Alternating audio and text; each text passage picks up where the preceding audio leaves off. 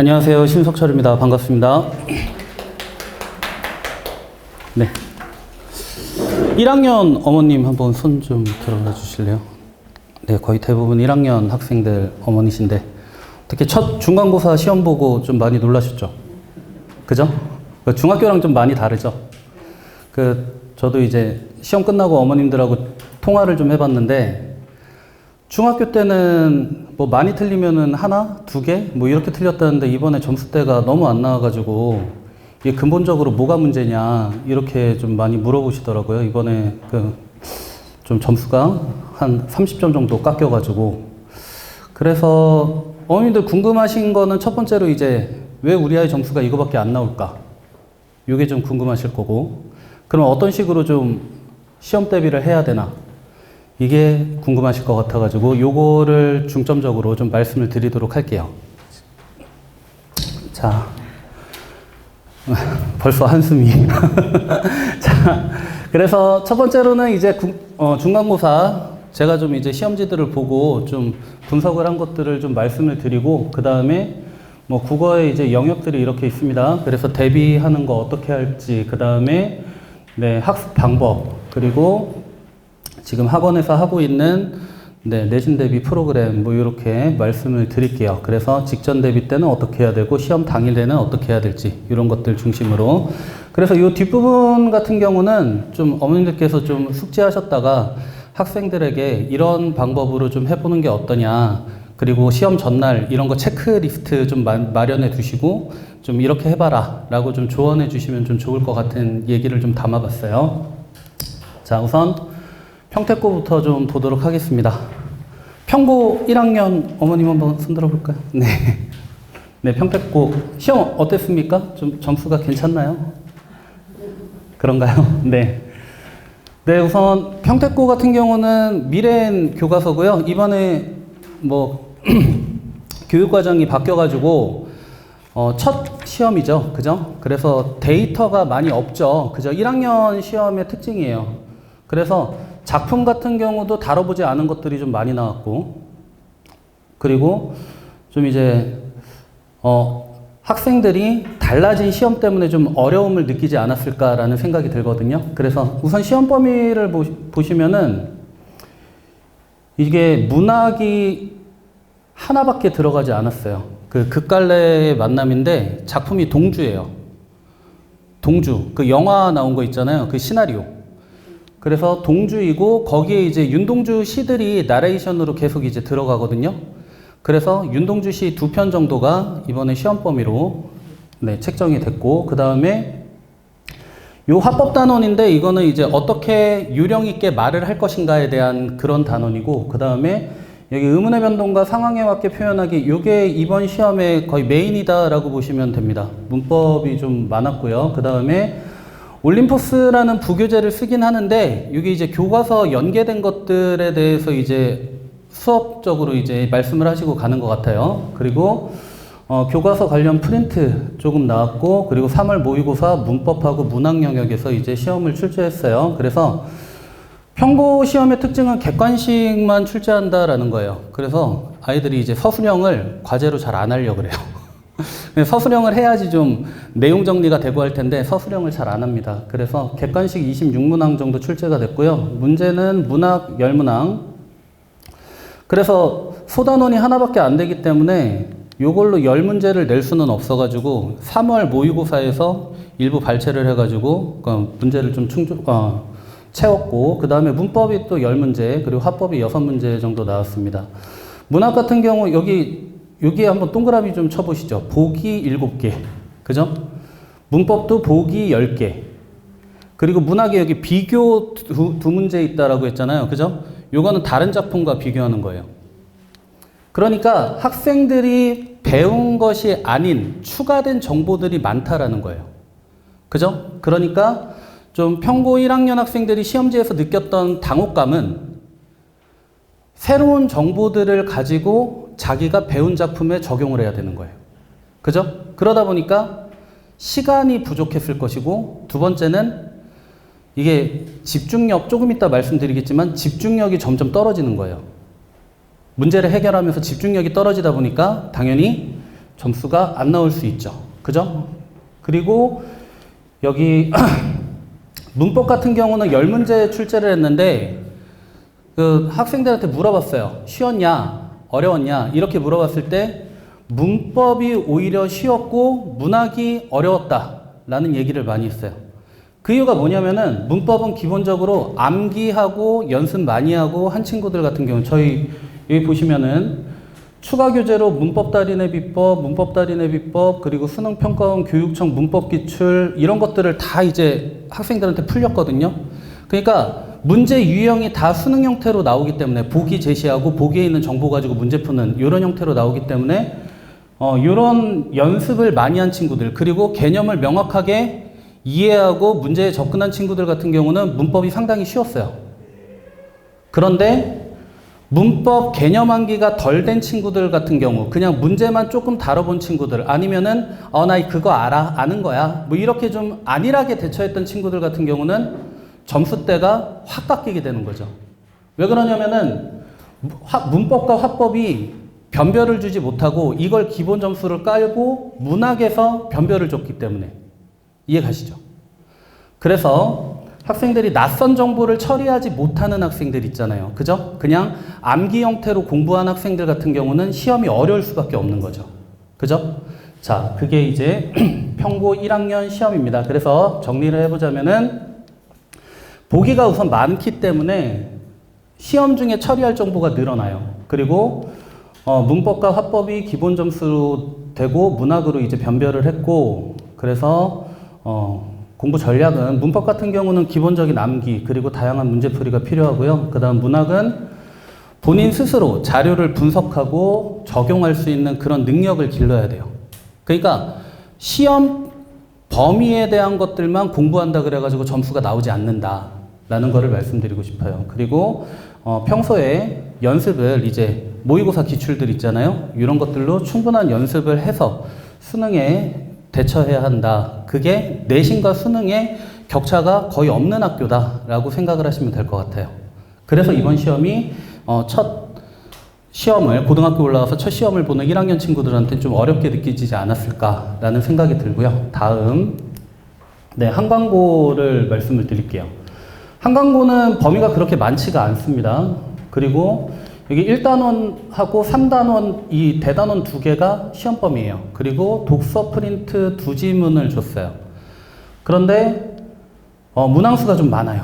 객관식 28문항, 서술형 2문항이에요. 그래서 이 중에 문학이 23문제가 출제됐고 독서가 5문제, 그리고 화법이 2문제가 출제됐어요. 한광고 특징은요. 교과서에 되게 충실한 학교예요. 교과서 내용을 정확하게 이해하고 문제를 풀어라라는 거. 그 기본기에 좀 충실하다? 그렇게 보시면 돼요. 그래서 이 범위 전체가 지문에 출제가 지문으로 출제가 됐어요. 그리고 다른 작품과 비교하는 보기 문제가 3문제 정도 나왔고요. 그 다음에 보기를 통한 이해 문제가 5문제가 나왔어요. 아까 평고보다는 보기가 좀 적죠. 그죠? 그런데 요 8문제가 변별을 주는 문제라고 보시면 돼요. 그래서 보기에서 이제 새로운 정보를 습득하지 못하는 친구들 같은 경우, 그 낯선 작품을 본인이 정리하고 이해하지 못하는 친구들 같은 경우는 당연히 문제를 틀 수밖에 없었다라는 거. 그래서 이 능력이 단숨에 길러지는 게 아니잖아요. 국어는 이제 독해력을 평가하는 시험인데 독해력이라는 게 금방 느는 게 아니니까. 그래서 이런 것들은 좀 이제 시간을 두고 학생들이 꾸준한 연습을 통해 가지고 향상할 수 있는 그런 영역이다라고 보시면 되고요. 자, 그래서 이런 한 지문에 국한된 문제들로, 그러니까 이런 문제들은 좀 어렵지 않습니까? 그죠? 그래서 기본 점수를 한 지문에 국한된 문제들로 주는 거예요. 그러니까 너희가 이 작품에 대해서 배웠으니까 내용 이해하고 있지? 그럼 내용 일치 이런 것들, 그죠? 여기에 이런 표현상의 특징들이 있다고 하는데 너도 한번 찾아봐. 뭐 이런 식으로 학생들이 많이 접했을 문제들로 좀 이제 기본 점수를 주고, 그 다음에 한광고 친구들이 좀 어렵게 느꼈던 것 중에 하나는 이 부분인 것 같아요. 문항수가 좀 많죠? 그죠? 30문제 정도면 50분 안에 풀 수는 있지만 그래도 처리해야 될 정보들도 많고 풀어야 될 문제가 많으니까 좀 어렵게 느껴졌을 거다. 그리고 서술형이 끝에 배치된 게 아니잖아요. 중간중간에 있으니까 학생들이 그냥 순서대로 이렇게 풀거든요. 이거 진짜 잘못된 방법인데.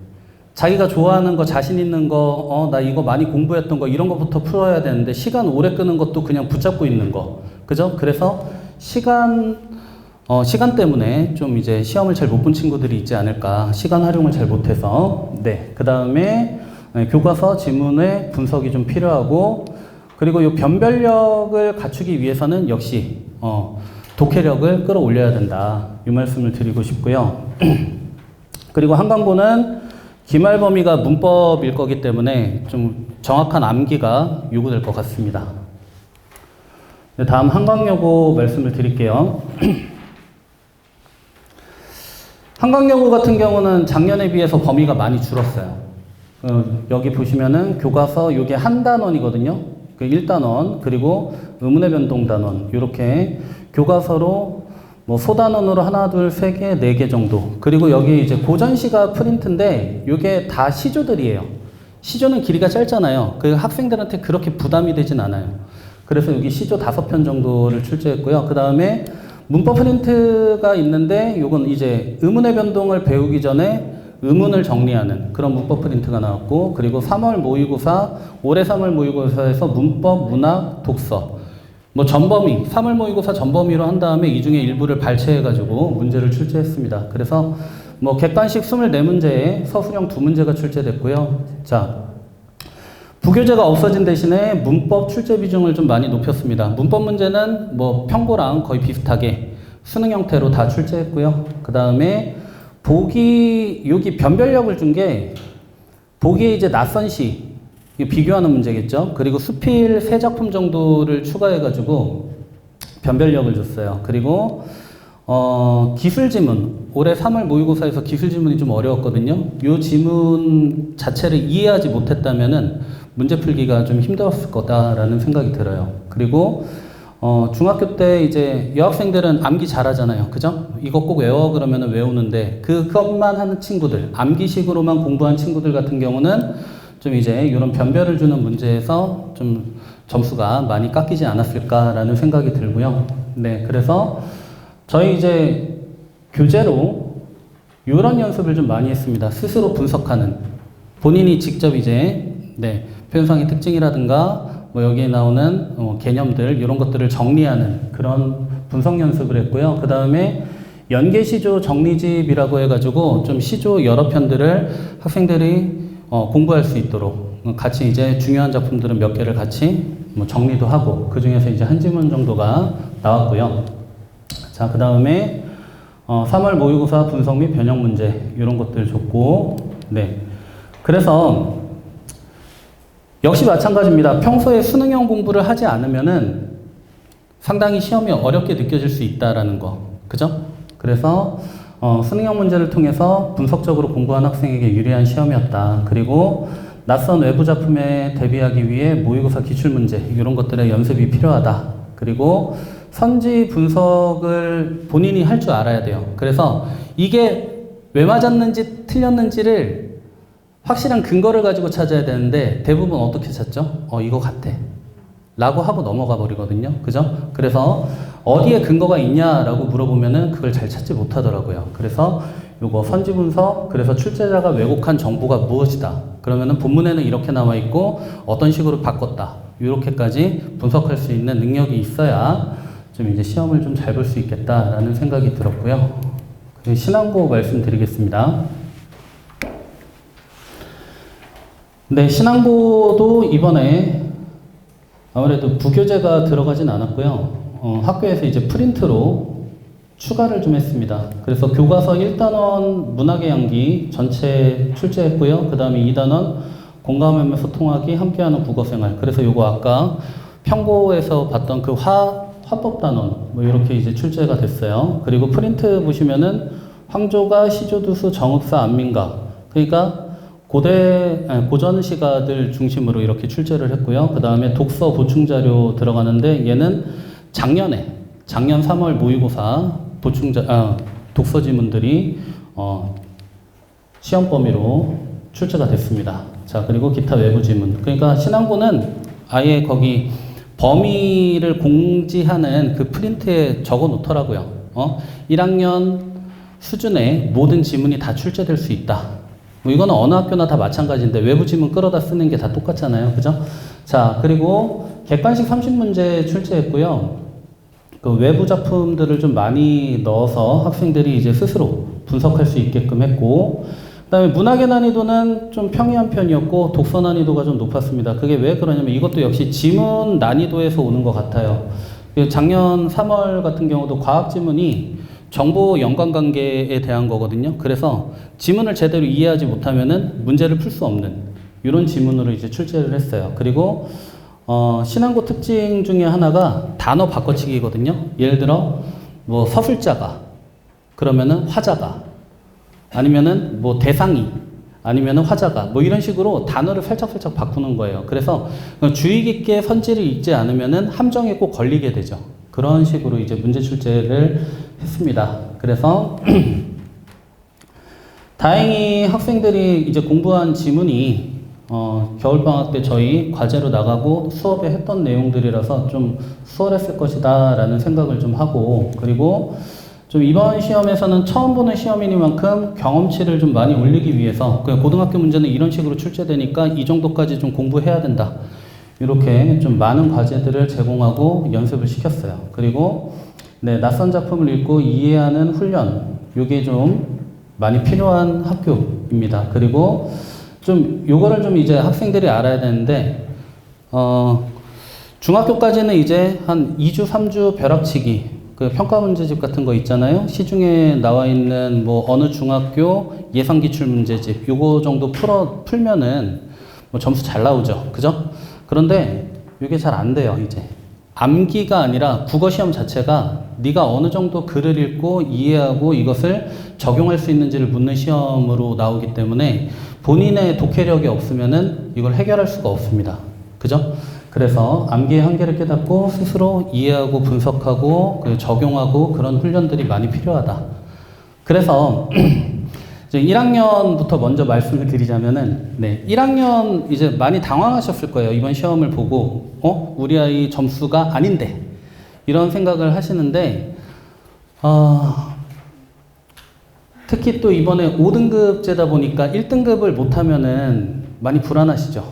그죠? 1등급 안 되면은 어떡하나, 뭐 이런 생각들을 많이 하실 텐데, 자, 첫 시험입니다. 그리고 앞으로 내신에 들어갈 시험이 9번이 더 남았어요. 그죠? 그래서 처음 같은 경우는 이제 실수도 많고 어떤 유형인지 좀 파악을 못 해가지고 틀린 친구들이 많을 거예요. 그래서 기말 대비를 할 때 이런 점들을 이제 보완해서 자기가 부족한 게 뭔지, 그래서 학생들마다 이제 불러가지고 시험지를 보면서 어느 부분에서 좀 실수가 있었는지 이런 것들을 점검하고, 그러면은 어떤 방향으로 공부를 해야 될지, 문법이 많이 틀린 친구들 같은 경우는 개념이 부족했는지 이런 것들 다시 한번 점검하고, 그 다음에 보기 문제를 잘 소화하지 못하는 친구들 같은 경우는 혼자 이제 분석하고 이해하고 분석하는 그런 능력들 좀 기르기 위해서 이제 시험 대비 기간이 아닌 평달에 어떤 식으로 모의고사 문제들 풀고 준비해야 되는지 이런 것들에 대해서 좀 상담을 하고 있어요. 그래서 낯선 시험이기 때문에, 처음 본 시험이기 때문에 잘 못 볼 수 있어요. 그런데 다음번에는 이거를 만회해야지 되지 않겠습니까? 그래서 그 점을 좀 신경 써가지고 지도를 하겠습니다. 자, 2학년 잠깐 보시죠. 네, 2학년은 시험지 거친 게 많지 않아가지고 저희 평택고 2학년만 좀 분석을 좀 해봤습니다. 제가 좀 받은 게 평택고 2학년 시험지여가지고. 자, 범위가 되게 많아요. 작품이요, 많죠. 그죠? 그런데 여기 이제 빨간색으로 표시된 것들만 출제가 됐어요.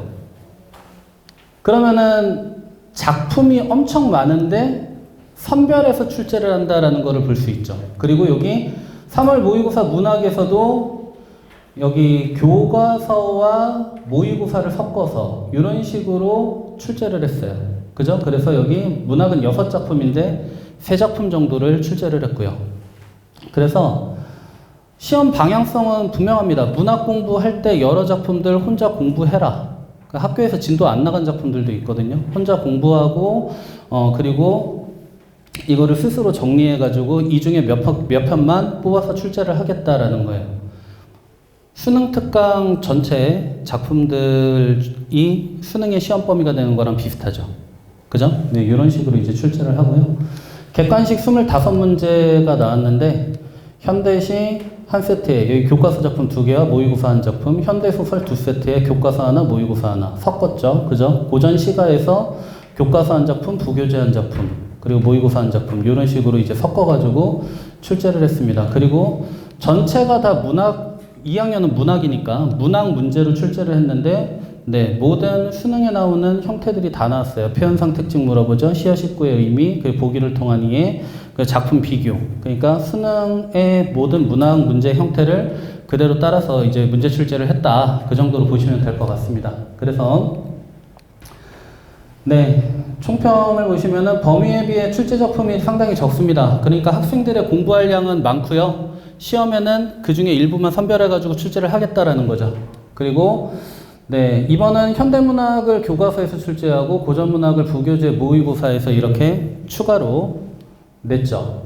그래서 어쨌든 내신 대비를 통해 가지고 수능 대비를 지향하는 그런 학교다라고 보시면 되고요. 그리고 기말은 이제 남은 범위가 기말 문학교과서에서 고전 쪽이 많이 남았어요. 그래서 고전 문학 쪽을 기말에는 교과서에서 출제하고 부교재에서 현대문학을 출제해가지고 보완할 가능성이 매우 높다. 그리고 마찬가지로 평소에 수능 공부를 꾸준히 한 학생들 같은 경우에는 네, 시험이 좀 어렵지 않았을 것이고 그런 게 좀 부족한 친구들 같은 경우는 좀 이제 작품 하나하나로 접근하면은 상당히 어려운 시험이 된다라는 그렇게 말씀을 드리고 싶습니다. 네, 이렇게 좀 분석을 끝내봤고요. 그래서 이번에 좀 많은 걱정들을 하셨고, 그리고 또 이제 점수가 좀 잘 안 나온 것들에 대해서 좀 실망도 하셨고, 아니면은 마음을 비우시기도 하셨을 것 같고, 그죠? 고등학교는 원래 그런가 보다. 그죠? 그런데 어쨌든 1학년 친구들 같은 경우는 등급제가 5등급제이기 때문에 1등급 안에 안 들면은 좀 어머님들이 많이 불안해 하시잖아요. 그죠? 그리고 2등급 같은 경우도 2등급 초반. 그러면은 이제 1등급으로 올라갈 수 있는 그런 희망이 보이는데 점수대가 너무 확 낮아버리면은 좀 많이 불안하실 겁니다. 그런데 이 수시라고 하는 게 시험 한 번을 가지고 결정되는 건 아니잖아요. 그리고 충분히 발전되는 그런 그래프를 그리면은 입시에도 좀 도움이 될 수 있죠. 그래서 지금 너무 실망하지 마시고 저희 커넬학원에서 하는 내신 대비 믿고 맡겨주시면은 성적 향상에 도움이 될 수 있도록 많은 노력을 하도록 하겠습니다. 자, 네, 영역별 대비 전략 간단하게 좀 말씀을 드릴게요. 제 문학이 이제 시험에 거의 한 60% 정도를 차지합니다. 문학 범위가. 그래서 문학 공부를 할 때는 갈래상 특징을 알아야 돼요. 이게 현대시다, 고전시가다. 고전시가 중에서 예를 들어 뭐 향가다, 아니면은 뭐 고려가요다. 그러면은 얘들의 갈래상 특징들이 정리가 돼야 됩니다. 그거를 선지에 녹여가지고 출제를 하거든요. 그 다음에 문학이론. 이거 상당히 중요합니다. 얘는 1학년 때부터 2학년, 3학년 올라갈 때 체계적으로 한 번씩 정리를 하고 가야 되는 부분이에요. 그래서 문학이론, 이것도 선지 개념으로 녹아져 있기 때문에 중요하고요. 그 다음에 저는 얘를 좀 많이 강조합니다. 작품 해석 연습을 강화해야 된다라고 하는데 이게 딴 게 아니고 아이들이 그냥 글을 읽을 때 머리로 연상을 안 합니다. 그냥 글자만 읽고 어떤 정보가 있는지 파악하려고 하거든요. 비문학처럼. 근데 이러면은 늘지 않아요. 소설책 읽을 때 밑줄 긋고 읽는 애들은 없거든요. 그죠? 뭐 시를 읽을 때 특이하게 시집을 좋아하는 친구가 시집을 읽을 때 여기에다가 밑줄을 그어가면서 공부하는 친구들은 없어요. 그거를 읽고 감상하는 친구 없죠. 그죠? 머릿속에 연상작용이 끊임없이 돼야 됩니다. 그 소설을 읽으면은 장면 연상이 되고 그래서 어떤 인물들이 등장하고 어떤 상황이고 이런 것들이 머릿속에 그림으로 떠올라야 되는데 이것을 정말 못합니다. 그 첫 번째 이유는 단어가 많이 부족해요. 단어를 모르기 때문에 이 단어가 뭔지 그리고 그게 어떻게 생긴 건지 모르는 거죠. 그러니까 당연히 연상이 안 되겠죠. 그래서 저는 학생들한테 너희가 글을 제대로 이해하려면은 끊임없이 머릿속에 그림을 그려봐야 된다라고 얘기를 하거든요. 그래서 요거 단어가 많이 중요하고요. 머릿속에 계속 이제 이미지화하는 그런 연습들을 해야 됩니다. 그리고 시험에서 제일 문제 내기 좋은 게 이제 외적 요소잖아요. 그래서 작가와 관련된 것, 그 다음에 시인과 시대와 관련된 것, 이런 것들을 정리해서 좀 문학을 종합적으로 한 작품을 이해할 때 종합적으로 이해하는 그런 공부를 좀 해야 되고요. 그 다음 독서 같은 경우는 네, 우선 중요한 거 어휘. 말씀드렸다시피 이제 독서 같은 경우도 한자어들이 정말 많아요. 근데 이 한자어들의 뜻을 잘 모르고 그냥 읽는 친구들이 많아요. 그래서 어휘 정리를 하면서 그 다음 문장 파악 훈련을 해야 됩니다. 그러니까 어떤 식이냐면은 보통 문장을 보면은 주어가 있죠. 그죠? 누가 아니면 무엇이, 그지? 어떻게, 어떠하다 이런 식으로 아니면 어찌하다 뭐 이런 식으로 나오거든요. 그죠? 근데 애들이 어떻게 어떠하다는 잘 읽는데 주어를 잘 읽지 않아요. 그죠? 그래서 뭐가 그랬다는데 라고 되물어보면은 대답을 잘 못하는 친구들이 많습니다. 그래서 문장을 읽을 때 항상 체크해야 될 거 주어, 서술어, 그리고 서술어가 요구하는 필수 문장 성분들 이런 것들 파악하는 그래서 문장을 제대로 읽는 훈련을 해야 되고요. 그 다음에 네, 글의 구조를 분석하는 그 첫 문단에서 뭐를 중점적으로 봐야 되는가 뭐 이런 것들 공부를 해야 됩니다. 그리고 주제에 따라서 학생들이 좀 불안해하는 것들이 있거든요. 그죠? 나는 어느 분야가 좀 약해. 나는 뭐가 싫어. 뭐 읽기 싫어. 이런 것들 있잖아요. 문과 학생들 과학기술 지문 읽는 거 싫어하고. 그죠? 그리고 이과 학생들 사회 법지문 나오면은 그리고 인문 철학이 의외로 되게 어려워요. 관점 비교하는 거 막 나오거든요. 그래서 인문 철학 같은 거 이런 거 되게 싫어하는데 얘는 방법이 없습니다. 자꾸 해봐야 됩니다. 그래서 내가 좀 약한 분야 이런 것들을 좀 기출문제로 많이 다루면서 좀 그런 면역력을 좀 키워야 되고요. 그 다음에 이제 어느 정도 글을 읽는다면은 시간 제한 연습, 그죠? 시간을 정해놓고 그 시간 안에 이 지문을 푸는 연습 이런 것들을 계속 꾸준히 해야 됩니다. 그 다음 문법 영역 같은 경우는 애들이 내신에서 문법을 되게 많이 부담스러워 하거든요. 외울 게 많다 보니까. 근데 암기 안 하고 이해하고 보는 애들 상당히 많습니다. 특히 남자아이들 같은 경우는요. 그냥 이거 외워 그러면은 알아요? 그러고 틀려옵니다. 이런 경우가 너무 많기 때문에 꾸준하게 이제 암기 사항을 외우고 있는지 이런 것들을 좀 체크할 필요가 있고 그 다음에 많이 문제 풀고 피드백해야 되고 그리고 오답 노트 네 그리고 저 이거 되게 중요하다고 생각하는데 예문들을 빨리빨리 떠올려야 돼요. 예시들 있잖아요. 그죠? 그래서 거기에 이제 문장으로 선지에 풀이를 해놨잖아요.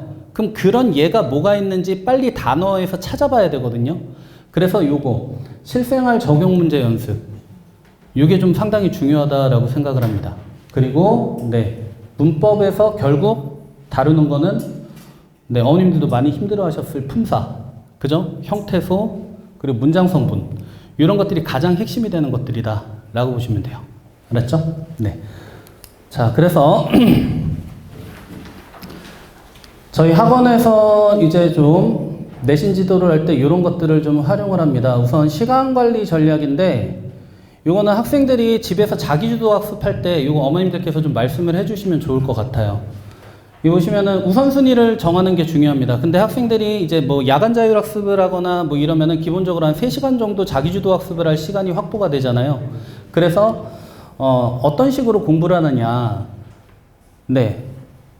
포모도로라고 어머님들 들어보셨나요? 이게 뭐냐면은 25분 동안 공부하고요. 5분 동안 쉬는 거예요. 25분 공부 5분 쉬기. 근데 이게 사람의 집중력에는 한계가 있습니다. 제가 이제 학교 다닐 때 교육학 시간에 배웠던 건데 사람의 집중력은 25분이 한계예요.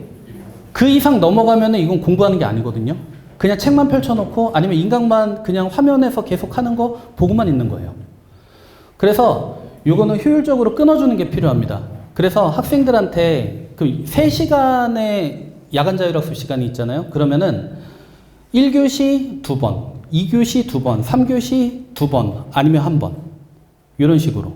그래서 25분 동안 집중해서 공부한 다음에 5분 쉬고.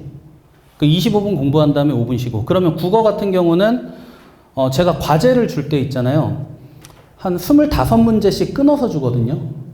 그러면 그거를 이제 한 5회차, 6회차 정도를 묶어가지고 줍니다. 그러면은 요거를 25분 안에 풀고 쉬었다가 그 내용 정리하고 이런 식으로 이제 공부를 하라 그래요. 매일매일 공부하라고. 그렇게 한 5회차, 6회차를 과제로 줍니다. 그래서 요 학습법대로 학생들한테 한번 권유해 보시는 게 어떨까 싶어요. 그게 더 이상 길게 공부를 하려고 해도 자리에 앉아 있다고 공부되는 게 아니잖아요.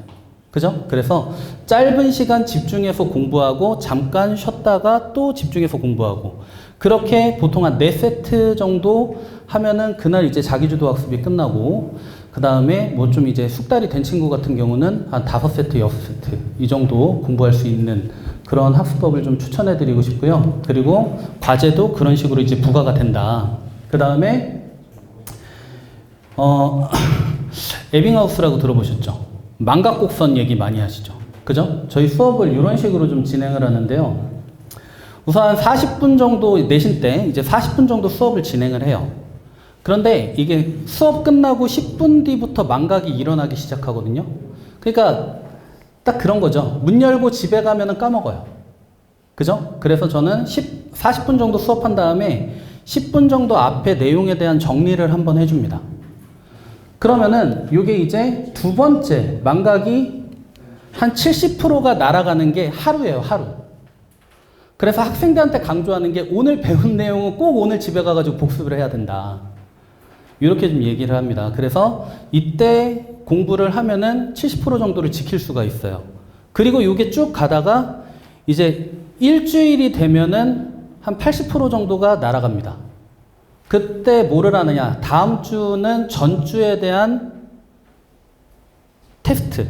그죠? 전주에 수업한 거에 대한 테스트를 진행하면서 그 기억을 되살려주죠. 그리고 이제 학교 범위가 이제 다 끝나는 게 4주차, 5주차 되면 범위가 끝납니다. 그러면 마지막으로 그 4주차 이후에 네, 전체적인 정리를 한 번 더 해주는 거죠. 직전 대비까지. 그래서 저는 이 망각곡선에 입각한 수업을 하고 있습니다. 그래서 학생들이 좀 이제 반복해가지고 내용을 까먹지 않도록 이렇게 하는데 여기서 이제 제일 중요한 거는 제가 수업을 이렇게 한다는 것보다 더 중요한 게 뭘까요? 그날 가서 복습을 해야 돼요. 그게 제일 많이 남기는 방법이거든요. 그래서 학생들한테도 그날 집에 가서 공부한 내용 내일로 넘어가면 다 까먹으니까 오늘 꼭 가가지고 한 번만 다시 책 읽어보고 정리하고 그렇게 공부해야 된다라는 말을 수업 시간에 늘 강조하는 편입니다. 그리고 이 오답노트는 본인이 왜 틀렸는지 아는 게 중요하잖아요. 그리고 이런 유형들을 자주 틀리는, 아까 보니까 보기만 다 틀리는 친구가 있거든요. 그럼 이 친구는 기본적으로 보기를 분석할 수 있는 능력이 부족한 거잖아요. 그죠? 참 성실한데 나머지 것들은 다 맞았는데 보기만 틀렸어요. 그죠? 그럼 이 친구들은 이제 뭐를 해야 됩니까? 보기를 같이 이제 읽는 연습. 왜 이 보기에서 답의 근거가 어디 나오는지 이런 것들을 같이 연습을 해야 되겠죠. 그래서 여기 오답노트 활용을 오답노트를 쓰게 하고 있고요. 자, 그 다음 내신 대비 전략인데 기출문제 당연히 철저히 분석해야 되죠. 하지만 지금 1학년 같은 경우는 기출문제가 없잖아요. 그래서 예상 문제들을 중심으로 이런 것들이 나올 수 있으니까 대비를 하자라고 하고 있고요. 그 다음에 이 서술형 문제 말씀을 잠깐 드리자면은 서술형 문제가 이제 보통 한 10점 정도, 많은 학교는 20점 정도 이제 점수에서 차지하는 비중인데 서술형 문제는 답이 정해져 있는 거예요. 그죠? 키워드를 정확하게 넣지 않으면은 오답 처리가 돼 버리거든요. 그죠? 그래서 키워드 중심으로 답안을 구조화해야 되고요. 그 다음에 학생들이 잘 못하는 게 자율적으로 쓰라 그런다 그래가지고 이게 문장에 맞지 않는 문장을 쓸 수는 없잖아요. 그죠? 문법에 맞지 않는 문장을 쓰면 그건 비문이잖아요. 그죠? 그래서 육하원칙에 맞춰가지고 주어, 서술어 딱 넣어가지고 쓰는 그런 훈련들 시키고 있고, 그 다음에 여기서 이제 보면은 채점 기준이 정해져 있어요. 뭐를 언급했을 때 몇 점, 뭐를 맞췄을 때 몇 점. 그래서 이렇게 좀 기준에 맞게끔 서술형을 대비하고 있습니다. 그리고 직전 대비 때는 주로 이런 식으로 공부를 하고 있습니다. 아까 25분 테스트, 그리고 5분 휴식, 그리고 그거에 대한 나머지 시간 피드백. 이렇게 1시간이 구성이 되거든요. 그래서 이런 식으로 계속 이제 집중해서 문제 푼 다음에 피드백하고 이렇게 좀 반복을 하고 있고, 그 다음에 단원별 우선순위를 설정해가지고 취약 부분에 대한 정리를 좀 하고 있습니다. 그래서 이 개념 정리 부분 보시면은 교과서 중요 내용을 요약하는 거, 그리고 단원별 핵심 개념 반복 정리하고, 그리고 자주 출제되는 문제 유형 정리해서 시험 전날에 이렇게 마무리해주고 있습니다. 네. 그리고 이건 좀 당일 전략인데요. 이거는 좀 읽어보시면 어떤 내용이신지 아실 겁니다. 여기 시간 배분 및 문제풀이 순서, 뭐 쉬운 문제부터 해결해야 된다. 그리고 어려운 문제는 표시 후에 나중에 하자. 객관식 먼저 하고, 요거 좀 중요한데, 순서대로 문제 푸는 게 아니죠. 그죠? 그래서 객관식 해결할 수 있는 문제부터 먼저 한 다음에 서술형은 좀 시간 들여가지고, 어쨌든 규칙에 맞게끔, 그 기준에 맞게끔 써야 되기 때문에 요거는 마지막에 하는 것. 그리고, 여기서 좀 말씀드리고 싶은 거는 뭐 어머님께서 요거 했니 이렇게 좀 체크해 주시면 되고요. 저는 요 말씀을 좀 드릴게요. 긍정적 마인드. 이게 무슨 말씀이냐면은 학생들이 시험 문제를 막 이제 고민하는 문제가 있잖아요. 그죠? 그 고민하는 문제가 많으면 어떤 생각을 하냐? 이번 시험 망했다. 이런 생각을 해요. 그죠? 그런데 그거를 잘 몰라요. 한 달 동안 열심히 공부해가지고 시험을 봤는데 나한테 어려우면 남들한테도 어렵잖아요. 그죠? 남들한테 어려운 문제, 다 틀리는 문제는 변별이 없는 거죠. 그죠? 그러니까 얘는 100점 만점 시험이 아니라 96.3점짜리 시험인 거예요. 그 문제 하나가 어렵다면은. 그죠? 그런데 자기 경험에 따라서 생각을 하기 때문에 이번 시험 이런 문제들이 많다라고 느끼면은 시험 망한 거예요. 그죠? 그리고 이게 다음날 시험에도 또 영향이 가잖아요. 그죠? 그래서 늘 학생들한테 얘기하는 게 너한테 어려우면 남들한테도 어려운 거야. 네 틀리면 애들 다 틀려. 이런 식으로 좀 자신감을 많이 심어주거든요. 근데 그게 좀 편하게 생각하고 넘어가야 되는데 잘 그렇게 못하는 친구들이 많아요. 소심해가지고. 버릴 문제는 버려야 되잖아요. 붙잡고 있는다고 해결될 문제가 아니잖아요. 넘겨야 되는데 못 넘기는 거예요. 지문 읽은 게 아깝다고. 그죠? 그런 것들을 빨리 털어버릴 수 있는 것, 요거는 끊임없이 얘기를 해줘야 되는 거예요. 시험 시간 오버했어요. 그러면은 왜 오버했니? 물어보고 어느 부분에서 네가 부족했니? 부족한 게 아니라 시간 배분을 잘못했니? 그러면 이런 식으로 해봐. 이게 선생님과 학생들이 끊임없이 얘기하면서 이제 고쳐나가야 될 것들. 됐죠? 저희는 코치잖아요. 선수가 아니죠. 그죠? 시험은 학생들이 보기 때문에 이런 코치들이 해야 할 역할들을 많이 이제 가르쳐주고 언급해주고 하는 거, 그게 중요하다라고 생각을 합니다. 어머님들께서도 너만 틀린 거 아니니까 너무 신경 쓰지 말아라. 이런 말씀을 좀 자주 해주셔가지고 좀 학생들이 자신감을 좀 회복할 수 있게끔 좀 부탁을 드립니다. 네, 이렇게 좀 시험 당일 전략까지 좀 말씀을 드렸고요. 그래서 정리를 하자면은 1학년들한테 시험이 어려울 수밖에 없다. 왜? 중학교 시험과는 좀 다른 형태로 많이 출제됐고, 아는 게 아니라 모르는 것들을 본인이 스스로 이해하고 분석하고 문제 적용해야 되니까 당연히 어려울 수밖에 없다. 그런데 다음 시험에도 이렇게 나오면 안 되기 때문에 그런 훈련들을 빨리빨리 해야 된다. 라는 거. 그리고 평소에 모의고사 문제풀이 연습. 그죠? 왜 그러냐면 학교 시험이 모의고사 형태로 나오니까. 모의고사 연습 당연히 해야 되는 거고, 그리고 기본적으로 우리 단원에 대한 이해, 그 지문 분석 이런 것들도 꼼꼼히 해야 되고, 문법 열심히 외워야 되고, 그리고 문제 많이 풀어봐야 되고.